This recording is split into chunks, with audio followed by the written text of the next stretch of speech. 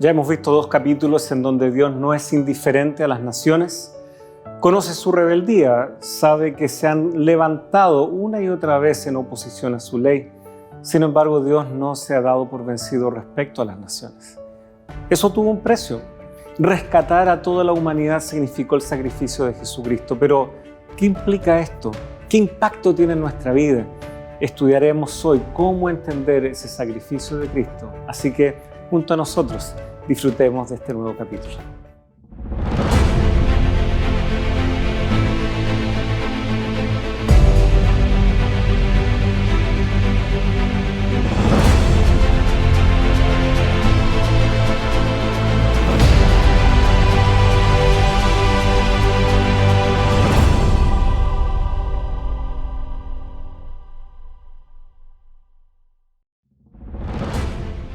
Y cantaban un nuevo cántico, diciendo: Digno eres de tomar el libro y de abrir sus sellos, porque tú fuiste inmolado, y con tu sangre nos has redimido para Dios, de todo linaje y lengua y pueblo y nación. Apocalipsis, capítulo 5, versículo 9. Queridos amigos, qué gusto estar junto a ustedes una vez más. Gracias por haber aceptado la invitación del capítulo anterior de volver a juntarnos aquí para estudiar un tema del todo significativo, el regalo más grande que alguna vez la humanidad ha recibido, el sacrificio de Jesucristo en nuestro favor.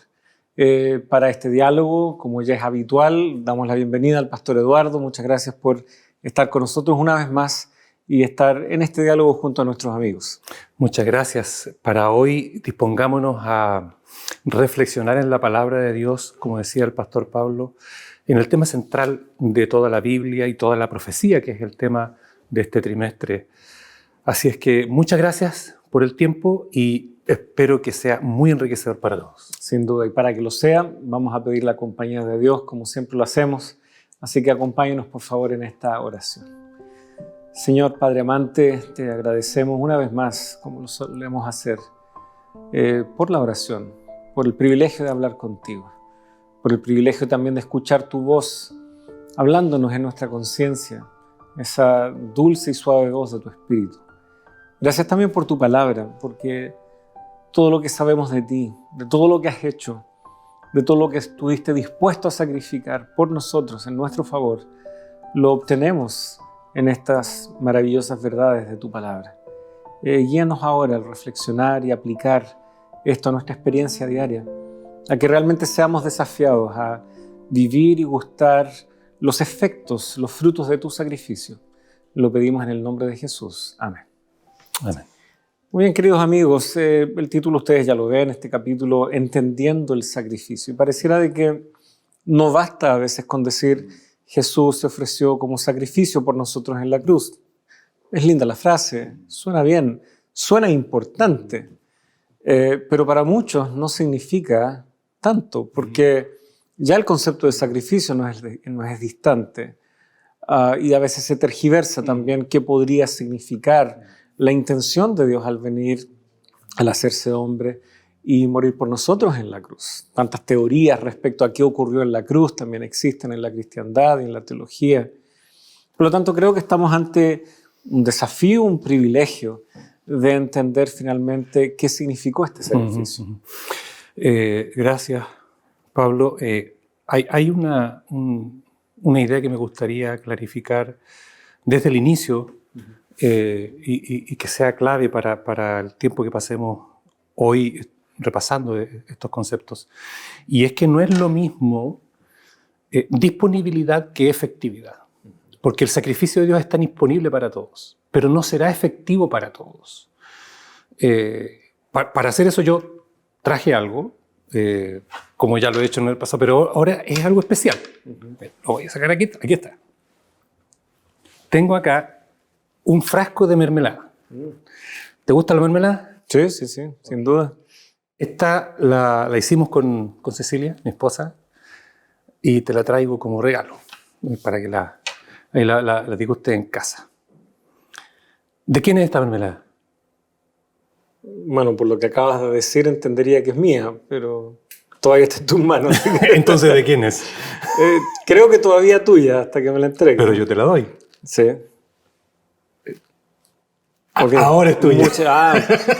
Ok, creo que entiendo para dónde va.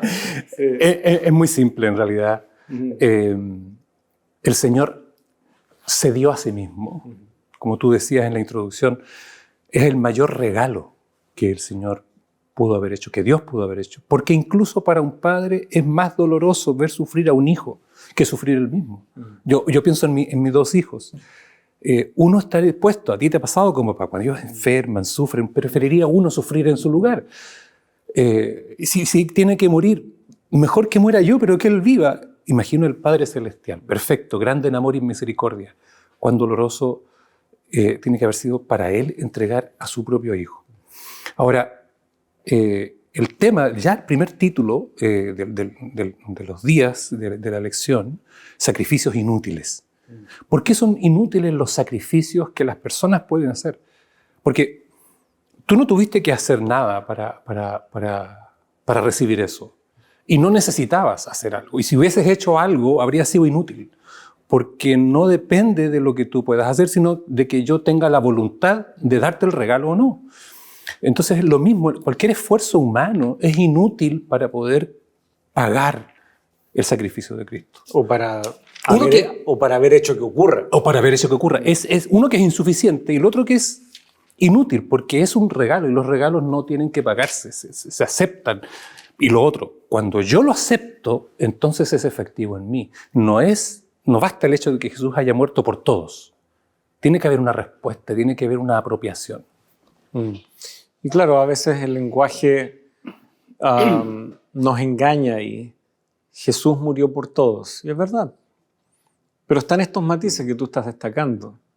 Y algunos equivocadamente piensan entonces de que la salvación va a ser impuesta casi, lo quiera o no la persona. Pero notamos que inclusive bajo este alero de sacrificios inútiles que está formulado como pregunta, es porque, claro, tal vez el autor quiere hacernos reflexionar sobre estos pasajes de Isaías que están ahí indicados, sugeridos para el diálogo. ¿Qué significa entonces cuando el ser humano, o por un lado piensa que la salvación va a ser impuesta, que es como un extremo, por otro lado, una salvación que se nos va como agua entre los dedos porque nos aproximamos a ella de manera equivocada? Entonces pareciera que todo esfuerzo del ser humano o nos lleva en el péndulo a un extremo que es equivocado o al otro que también es equivocado, pensar que algo debo hacer para ganar o pensar que sin hacer nada igual se me va a dar.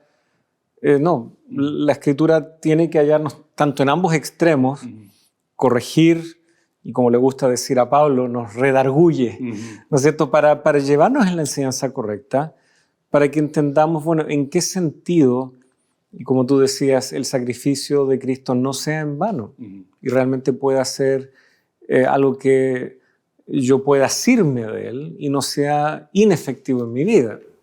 Así es.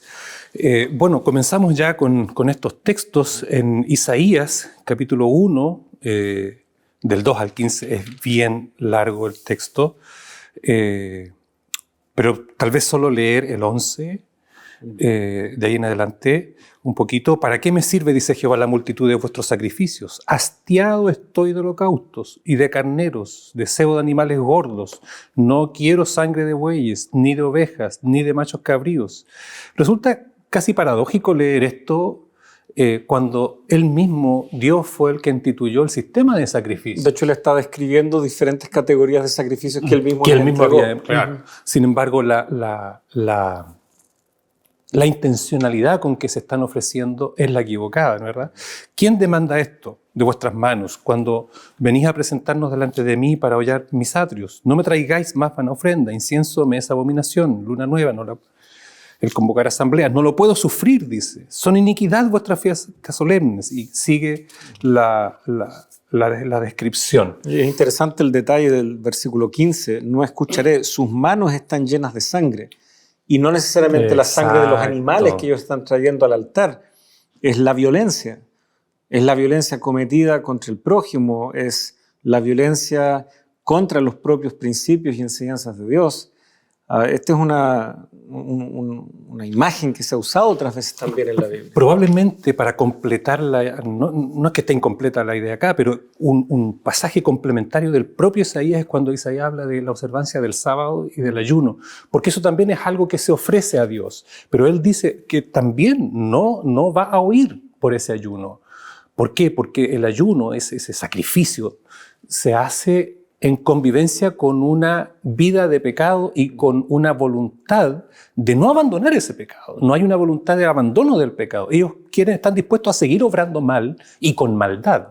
Y aún así ayunan. Y quieren contrapesar esa maldad con el ayuno. Exacto. Y ahora, perdón que te interrumpa, pero el Isaías 58 va a avanzar a decir que en lo que en realidad él quiere son actos de misericordia. Yo quiero que repartas tu pan. Yo quiero que actúes con justicia. Y yo casi puedo estar escuchando ya a Joel cuando dice misericordia quiero y no sacrificio. Que es lo mismo que Jesús le va a decir a los líderes judíos en Mateo 9. Vayan y aprendan lo que significa misericordia quiero y no sacrificio. Aquí hay una verdad muy profunda. No tenemos el tiempo suficiente para detenernos en ella, pero evidentemente hay obras, sacrificios que nosotros podemos hacer que son perfectamente inútiles. Inútiles porque no son suficientes o inútiles porque son con la motivación equivocada, porque en realidad el único sacrificio suficiente lo hizo Cristo. Y cualquier cosa que yo haga con una motivación incorrecta o queriendo yo pagar mi salvación es infructuoso y contraproducente para nuestra salvación. El tema de los sacrificios nos coloca frente a una paradoja interesante. De hecho, para quienes tienen la guía de estudios, me refiero a una declaración que se destaca ahí al final del día domingo. Es un pensamiento muy hermoso ahí del libro Patriarcas y Profetas, escrito por Ellen White. Ella se refiere al sacrificio de Abel, que en obediencia llevó lo mejor de su rebaño. Y ella dice que respecto a Abel, él se veía pecador y vio que el pecado y su pena de muerte se interponían entre su alma y la comunión con Dios. Trajo la víctima inmolada, la vida sacrificada, y así reconoció las demandas de la ley que había sido transgredida. Y luego entonces, al haber ofrecido este sacrificio, ella justamente describe que fue por medio de esa sangre derramada, fue capaz de contemplar el sacrificio futuro de Cristo en la cruz del Calvario, y cierra diciendo, al confiar en la expiación que iba a realizarse allí, obtuvo testimonio de que era justo. Y aquí está la paradoja. Él es justo, pues es obediente a la indicación de Dios. Pero fue obediente porque fue capaz de reconocer, ¿qué cosa? Su pecado. Esa es la paradoja. Justo o pecador. Y bueno, en la historia del cristianismo ya se acuñó esta frase, que pareciera que ambas cosas reflejan distintas dimensiones de la experiencia cristiana, ¿ya? Sin embargo, Dios nos ve como justos porque hemos reconocido nuestra necesidad y hemos ido a Él, bajo las indicaciones que Él nos da. Y por eso Isaías llama tanto la atención, porque si bien están cumpliendo en la forma, como tú bien decías, su corazón, como dice también Isaías, estaba lejos de Dios. Sus manos estaban llenas de sangre. Y cumplir en lo formal con la religión mientras activamente practico el mal, la injusticia, que traen oprobio a Dios, traen oprobio a su causa, traen oprobio a su mensaje, ¿qué sentido tiene? Así es, así es. Un texto que aparecía citado la semana pasada, que no alcanzamos a leer por razones de tiempo, aclara mucho este punto que tú estás haciendo ahora. Aquí en Romanos, en el capítulo 3, el 9 en adelante, ¿qué pues diremos? ¿Somos nosotros mejores que ellos? Dice, en ninguna manera, pues ya hemos acusado a judíos y a gentiles, que todos estamos bajo pecado. Como está escrito, no hay justo ni aun uno, no hay quien entienda, no hay quien busque a Dios, todos se desviaron. No hay quien haga lo bueno, no hay ni siquiera uno. ¿Cuántos hay buenos? ¿Es bueno el pastor Pablo? No lo es. ¿Es bueno el pastor Eduardo? Ciertamente no lo es. Tal vez solo en la opinión de mis hijas más pequeñas, que todavía no entienden las complejidades de la vida. No hay ni un ser humano que merezca la salvación. Todos estamos bajo pecado. Por eso es tan infructífero cualquier cosa que nosotros hagamos y cualquier sacrificio que nosotros hagamos. Es el sacrificio de Cristo, el prefigurado por estos sacrificios, por el sistema de sacrificios del Antiguo Testamento, que nos puede salvar. Ahora, uno ve los sacrificios partiendo desde Abel, uno ve eso muy claramente.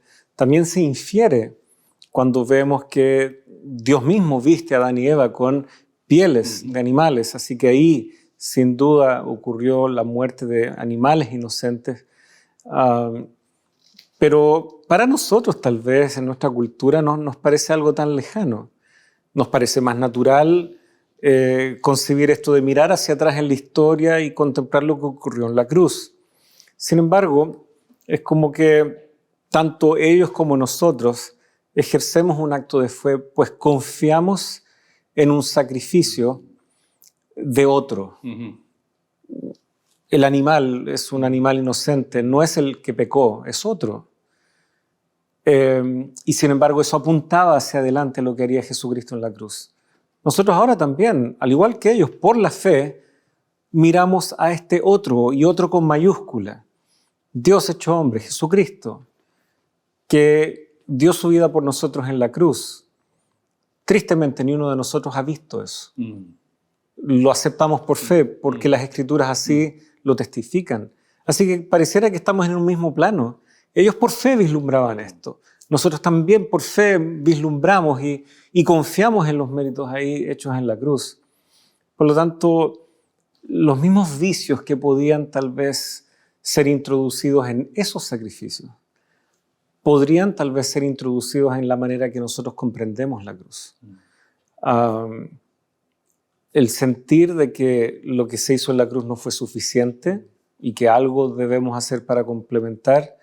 Se ha tergiversado por ahí un pasaje del apóstol Pablo respecto a eso, cumpliendo en mí lo que falta de los padecimientos de Cristo. Es otro el contexto ahí. Y así tantas otras versiones de cómo es que la gente se salva o qué rol cumple la cruz en la vida del cristiano. Por lo tanto, qué bueno es, al ver en estos simbolismos también ciertos excesos que Dios tuvo que corregir también, porque nos queda como lección a nosotros igual. Así que hay una cierta continuidad ahí. Hay una continuidad en el sacrificio como tal, el concepto, pero también hay una continuidad en el cuidado, en el estar apercibidos de no tergiversar este sacrificio y, como tú decías, que llegue a ser ineficaz, porque nos aproximamos a él de manera equivocada. Creo que la única manera de recibir lo que Jesucristo hizo en la cruz viene de parte de lo que se destacaba aquí respecto a Abel. Un honesto reconocimiento de nuestra condición. Si eso no está ocurriendo, si yo a eso le estoy sumando, no, es que yo me porto bien, no, es que yo... La cruz ya no va a tener el mismo poder que debiera tener en nuestra vida. Pues bien, creo que si bien nos quedan algunos instantes, pero para no dejar la idea interrumpida, mejor vamos a hacer una pequeña pausa aquí, queridos amigos, y ya regresamos junto a ustedes.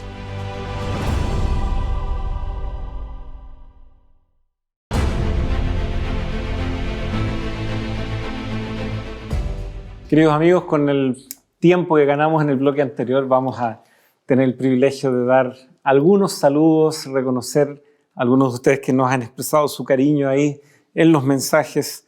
Tenemos desde Nueva York aquí nuestra hermana Norma López. Ella desea que Dios pueda bendecir este ministerio, así que a todos los que forman parte del equipo aquí en Nuevo Tiempo reciban sin duda también estas palabras, este sentimiento de nuestra hermana Norma, por la cual también le damos muchas gracias. Carmen Alejos, desde Zaragoza, España, agradece también estas explicaciones, estos diálogos desde aquí.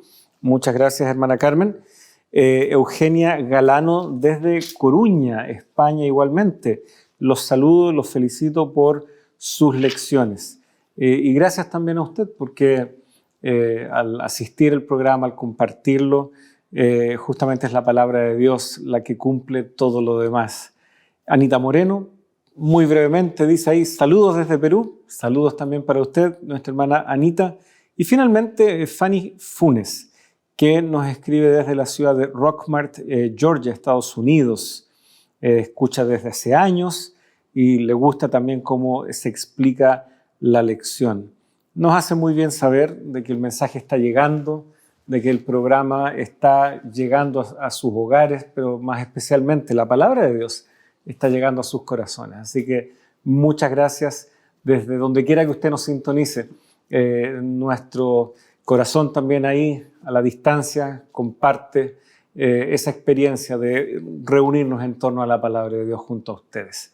Estábamos hablando acerca del sacrificio, estamos hablando también acerca de el sacrificio de la cruz, pero tanto como los sacrificios de antaño, como el de la cruz, que lo vemos más cercano a nuestra realidad, sin duda, hay un riesgo de malinterpretar, de verlo de manera equivocada. Ahora, ya mencionábamos que Isaías destaca cuál es la queja de Dios, por llamarlo de alguna manera, de sacrificios que él había prescrito.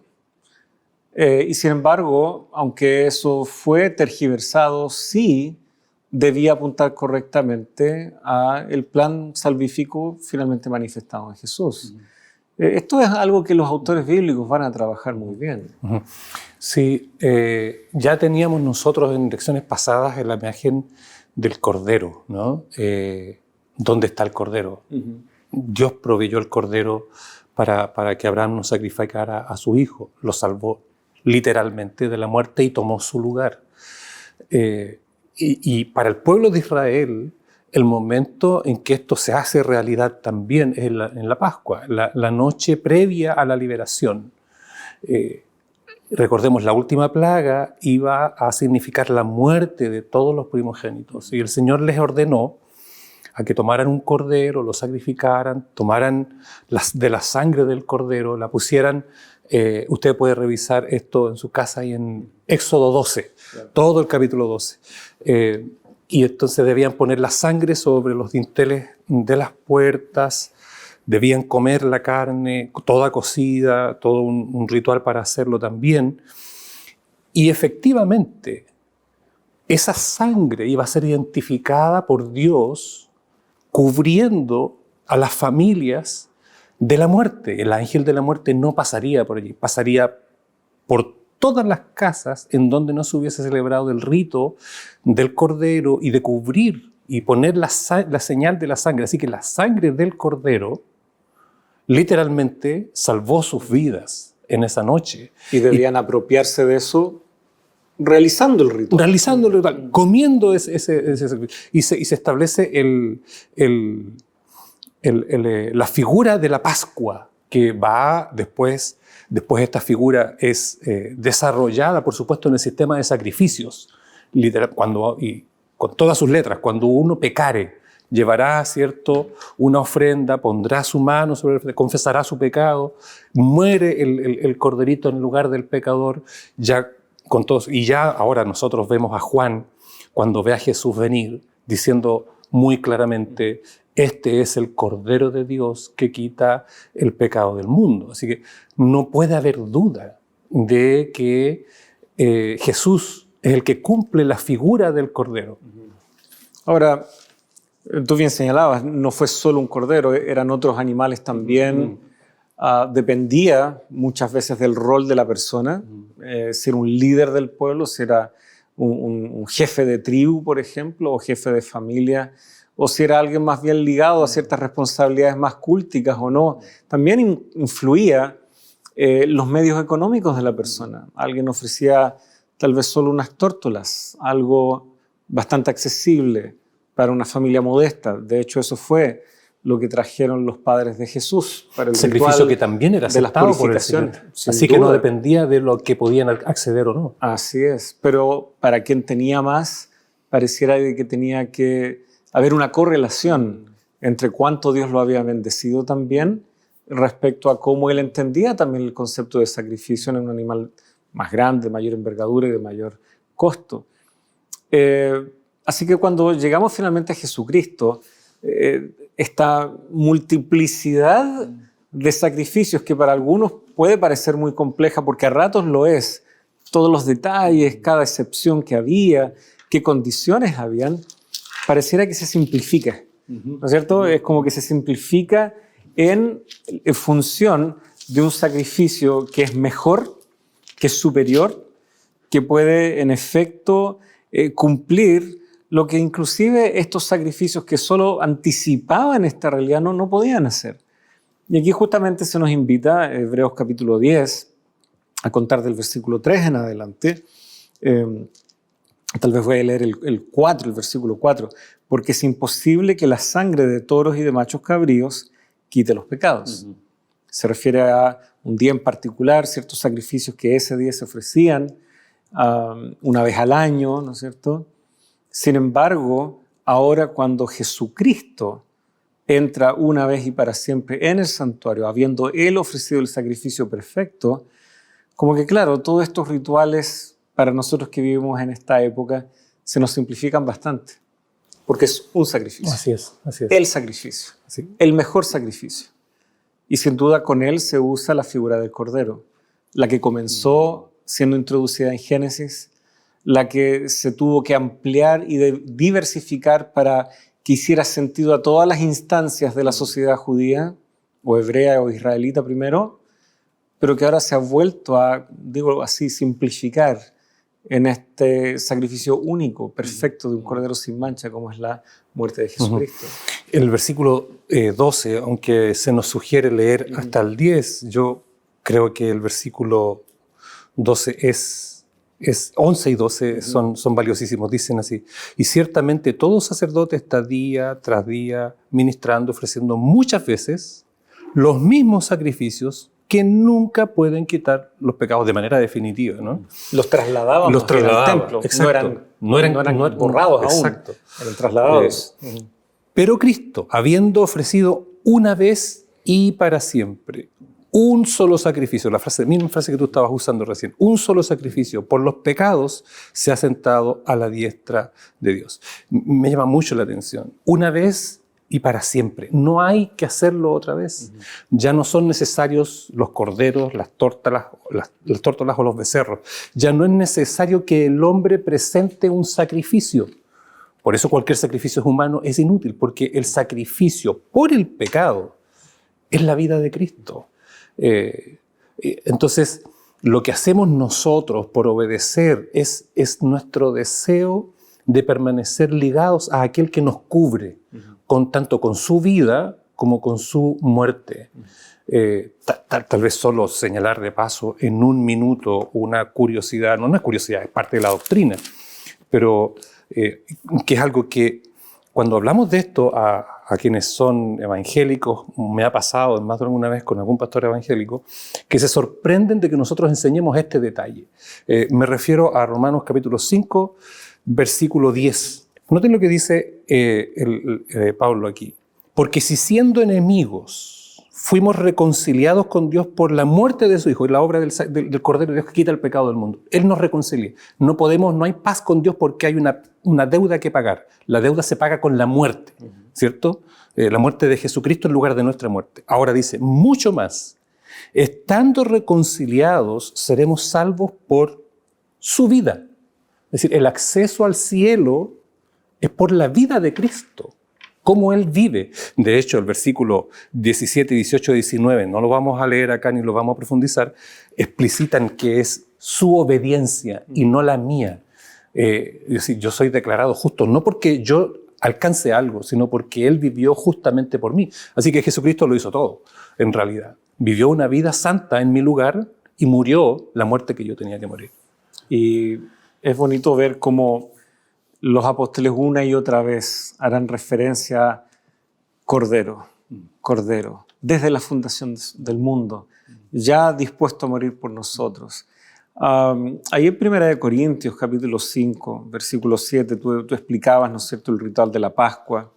Luego explicábamos cómo esto se amplía luego, mientras el pueblo, ¿no es cierto?, se desarrolla como nación y cada sacrificio pretendía alcanzar, ya hemos explicado aquello.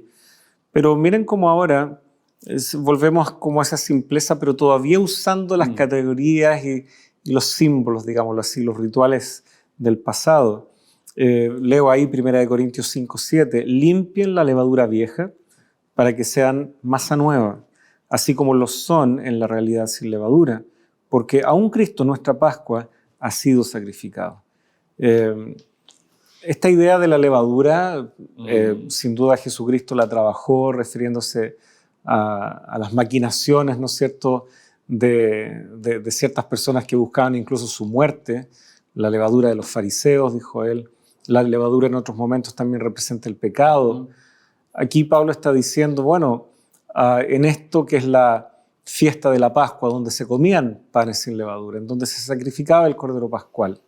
Es interesante, porque el pan es algo cotidiano que de hecho hacemos con las manos, pero de alguna manera eso es lo que podemos hacer al participar, ya que nuestra Pascua verdadera ha sido ofrecida ya en Jesucristo. Procuremos simplemente nosotros, como tú decías, vivir en conformidad a aquello. A veces nosotros decimos, es un verdadero sacrificio lo que estoy haciendo. Y creo que lo usamos como una analogía o una metáfora para reconocer un esfuerzo legítimo. Pero en realidad tal vez es un vocabulario que tendríamos que tratar de matizar de manera diferente. El sacrificio pleno lo hace Jesús. Lo que nosotros hacemos es gustar, digamos así, comer, disfrutar de ese sacrificio, dejando de lado todo aquello que impida gozar y gustar ese sacrificio. Y por eso Pablo invita, por favor, dejemos esa levadura de lado, ¿ya? Porque la Pascua ya ha sido ofrecida y sigue estando disponible. Lo que podría echar a perder la celebración de la Pascua, siendo que el Cordero ya ha sido ofrecido, es que nosotros insistamos en traer esta levadura y comamos panes fermentados con levadura. No, que haya una consecuencia, alineémonos con el sacrificio ya ofrecido y celebremos la Pascua, no solo una vez, sino vivamos bajo la realidad de que nuestra Pascua, nuestra liberación de nuestro Egipto espiritual, ya es una realidad. Ahora, hablando de estas simbologías bien lindas que el mismo Jesús se apropia y que nos van clarificando los conceptos, nosotros vemos que Jesús vez tras vez en su propio ministerio, y es algo que Juan puede captar de un modo tan agudo y lo plasma en el texto. Cada fiesta que Jesús vivió con sus apóstoles, él se autoadjudica el símbolo de esa fiesta que está viviendo.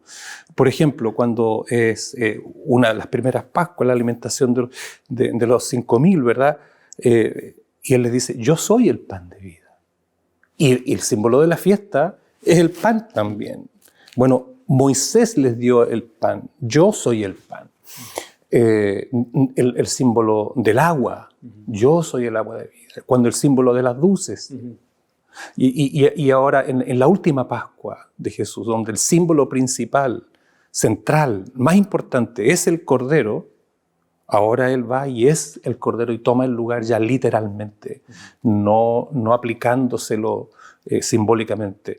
Y esa simbología es reconocida en el contexto amplio que estamos estudiando este trimestre de las profecías, es recogida también por Juan otra vez en el Apocalipsis, el que mismo que dijo, el Cordero de Dios que quita el pecado del mundo, ahora toma esto, y el mismo Señor le da esta figura en Apocalipsis capítulo 5, versículo 6, y miré y vi que en medio del trono y de los 4 seres vivientes y en medio de los ancianos estaba de pie un cordero como inmolado, que tenía 7 cuernos y 7 ojos, de los cuales solo 7 espíritus de Dios enviados por toda la tierra. Así que en el Apocalipsis, me parece, tú has estudiado mucho más que yo el Apocalipsis por tus estudios, pero la figura del cordero ya en el Apocalipsis es muy potente. Y aquí, otra vez, Juan lo está viendo. No, y creo que tenemos que valorar lo que eso significa.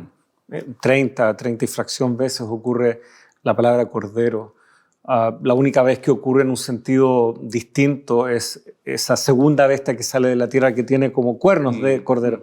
Pero todas las demás veces es Cristo. Y a veces nos equivocamos cuando nos aproximamos a Apocalipsis, porque nos aproximamos buscando satisfacer curiosidades, con teorías conspirativas en mente, etc., siendo de que el libro de Apocalipsis lo que busca es devolvernos la mirada a quien es el autor y consumador de nuestra salvación. Y curiosamente, lo que acabo de citar es de Pablo. Hay muchos elementos en común entre la teología de Pablo cómo él concibe el efecto de la cruz, cómo la cruz también y la glorificación de Jesucristo y su entronización son también temas que se tratan en Apocalipsis. Sí, este mismo pasaje donde estamos leyendo, mayormente existe el consenso. Esta es la entronización de Jesucristo, capítulos 4 y 5, en donde gracias a esa entronización y gracias a que primero Él padeció como Cordero, es que ahora en el resto del libro se presenta que nosotros como hijos de Dios también podremos sentarnos en el trono del Padre y del Cordero, que también podremos participar de su reino como herederos junto con Él. O sea, hay temas que todos los autores del Nuevo Testamento no pueden pasar por alto debido a que Jesucristo murió como Cordero. Y por lo tanto, Jesús es el Mesías no a pesar de la cruz, sino debido a la cruz. Es el Mesías ya que murió en la cruz por nosotros, cumpliendo todas las expectativas que ya anticipaba en el Antiguo Testamento. Por lo tanto, no es solo decir, oh, qué linda la equivalencia, no. Es lo central. Es lo central. Ahí converge la historia del pueblo de Israel y la nuestra. Ahí se unen pueblos tan diversos, pero que ahora pueden estar unidos en torno a la figura y la obra de Jesucristo en nuestro favor. Pues bien, el tiempo vuela, como has dicho tú en otros momentos, el tiempo es muy cruel. Se nos ha acabado el tiempo de este bloque, así que vamos a seguir desarrollando estas ideas, queridos amigos. Espérenos solo un instante y ya estamos de regreso junto a ustedes.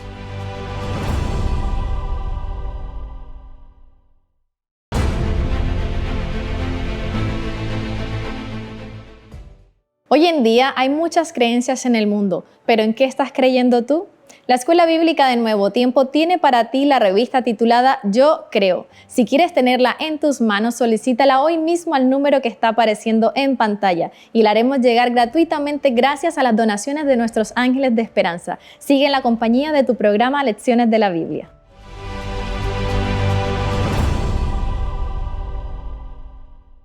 Qué gusto estar de regreso junto a ustedes una vez más. Tercer bloque, último momento de diálogo para este capítulo.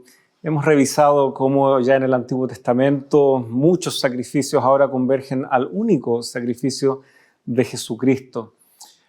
Sin embargo, bueno, Eduardo, tú señalabas, es la vida también de Jesús. La vida ahora, lo que Él realiza en el santuario, pero también su vida de obediencia. Y esa vida se desarrolló en medio de nosotros, no estuvo lejos de nosotros. Muchos pudieron conocer a Jesús, escuchar sus enseñanzas y de alguna manera tener sembrado en ellos la semilla del Evangelio al punto de que cuando finalmente ocurre la cruz, aunque todavía choqueados por aquello, pudieron luego entender las implicancias y lo que significaba. Y el poder de la cruz fue lo que lo sustentó, creo yo, a los apóstoles el resto de sus ministerios, en donde fueron capaces de enfrentar literalmente de todo, inclusive la muerte, porque entendieron que finalmente esa salvación y lo que había ocurrido en la cruz fue eficaz en sus vidas. Mateo capítulo 1 como que ya introduce esta idea de Dios estando cercano, de Él compartiendo con nosotros y por lo tanto su vida, su experiencia de vida también siendo muy relevante. Ahí en el capítulo 1, versículo 23, justamente cuando se le explica a María todo lo que será, lo que ocurrirá en la que ella cumplirá un rol, he aquí la Virgen concebirá y dará a luz un hijo y le pondrán por nombre Emmanuel. Se está citando allí Isaías, como todos bien saben, Isaías 14. ¿Qué pasa acá? Dios con nosotros, Emmanuel. Y luego tenemos todo el Evangelio. Sí. Dios de hecho compartiendo con la humanidad, compartiendo con sus discípulos, etc. Sí. Hace un tiempo atrás, estudiando este tema, en un desafío que enfrentamos en uno de los estudios de doctorado, quisimos hacer un rastreo de la presencia de Dios con nosotros.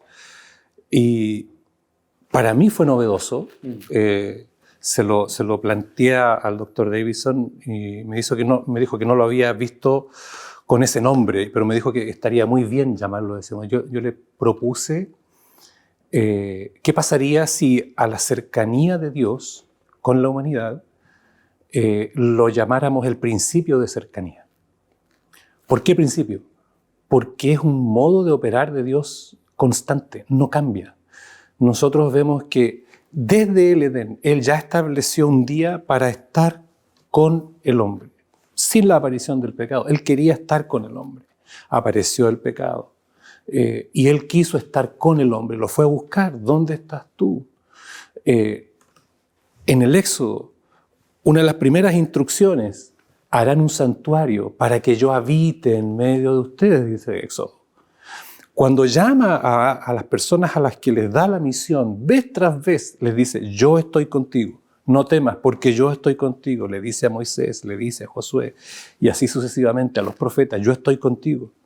Cuando Cristo, y ahora llegamos al Nuevo Testamento, cuando Cristo llama a los apóstoles, Marcos capítulo 3, le dice que llamó a 12, y lo primero que dice no es para enviarlos, sino para que estuvieran con Él, junto a, para que estén con Él, cerca. Cuando Jesucristo se va, ya en el capítulo 28, después de haber estado con ellos, les da la promesa, no se turben, yo estoy con vosotros.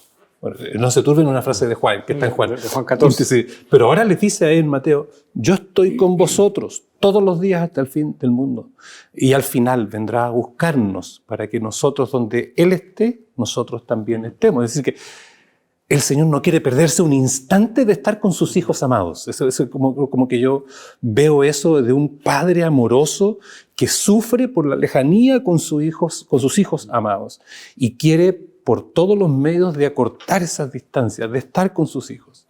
Así que sí, Dios con nosotros. Hay un texto propuesto ahí en Ageo, que también es una imagen de aquello, pero me parece que está en toda la Biblia. Sí, bueno, Ageo está en el contexto de tener que animar al pueblo a que finalmente terminen de una vez el templo. Y claro, el templo que ellos terminan de construir, para quienes ya habían conocido o habían alcanzado a conocer el templo de Salomón, no había punto de comparación, ¿ya? Y muchos tal vez se desaniman. Otros pasajes bíblicos señalan, ¿no? Entre Esdras y Nehemías también se nos relata esto. Cuando ven el templo, muchos lloran. Lloran porque no había cómo comparar el esplendor, la gloria del templo de Salomón con lo que ellos habían logrado hacer. Entonces Ageo, allí en el capítulo 2, señala de que la gloria de este templo, sin embargo, de este segundo templo, sería mayor. ¿Y por qué? Porque aunque Herodes luego empieza a ampliar el complejo del templo y todo, pero bueno, las bases, el cimiento será el de este templo, el segundo templo. Ahí se manifestaría y llegaría quien Ageo llama el deseado de todas las naciones. Y es interesante esto, ya vimos 2 capítulos sobre las naciones. Naciones rebeldes, naciones que le han dado la espalda a Dios, la propia nación elegida también. Y sin embargo pareciera que Ageo está diciendo una gran verdad. Aunque no reconocemos la necesidad de Dios, algo en nuestro interior se revela al hecho de que esto es todo lo que hay. Nos rebelamos contra la muerte, nos rebelamos contra la injusticia, nos rebelamos ante muchas cosas que este mundo nos presenta. Y estando de espaldas a Dios, no nos damos cuenta de que Él es la respuesta para todo aquello. Sin saberlo, lo estamos deseando, pero insistimos en buscar soluciones en otro lado. Y por lo tanto, Ageo, como decía, dice una gran verdad. El mundo necesita a Jesús. Así es. Algunos lo saben y lo han reconocido.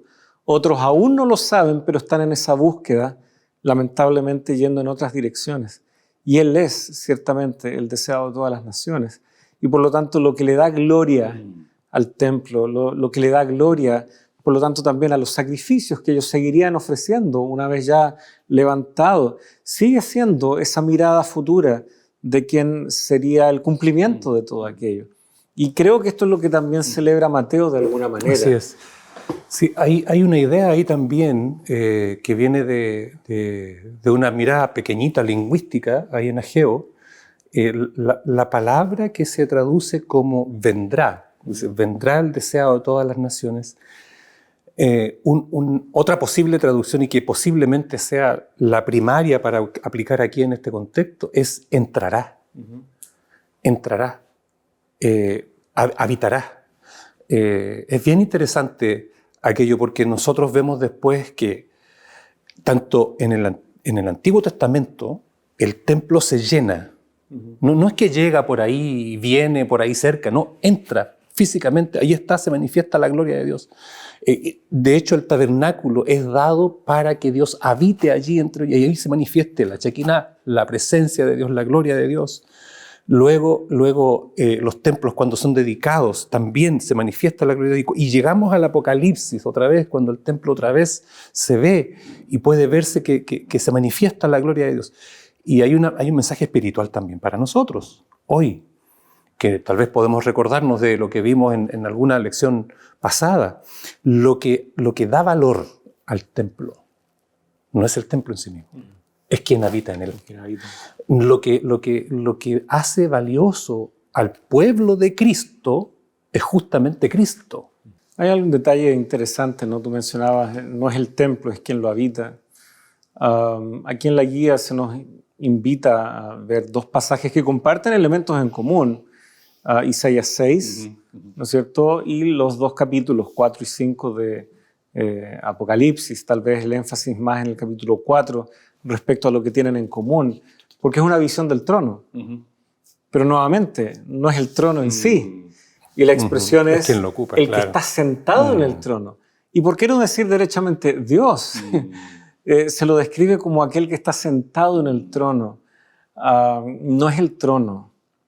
No es ambicionar el trono como quiere Satanás, sentarse a los lados del norte, pondré ahí mi trono. O sea, él ambiciona el trono, no, él nunca podrá ocupar el lugar de quien ya está sentado en el trono y cuyo carácter es perfecto, un carácter de amor. Por lo tanto, la visión que se le da tanto a Isaías, la visión que está recibiendo Juan, nos muestran justamente el carácter de Dios. Una gloria que ha sido justamente, y voy a usar la palabra, ganada. Es lo que se está celebrando en el capítulo 5 de Apocalipsis. Tú eres digno. ¿Y por qué? Porque fuiste inmolado. Porque por tu sangre hemos sido redimidos, etc.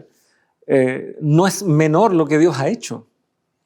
Y por lo tanto, pensar en la figura de Jesucristo como el cumplimiento, no solo de profecías de tiempo, no solo de ritos que apuntaban a su sacrificio, sino en él convergen, como ya dijimos, la historia de un mundo que desesperadamente necesita salvación.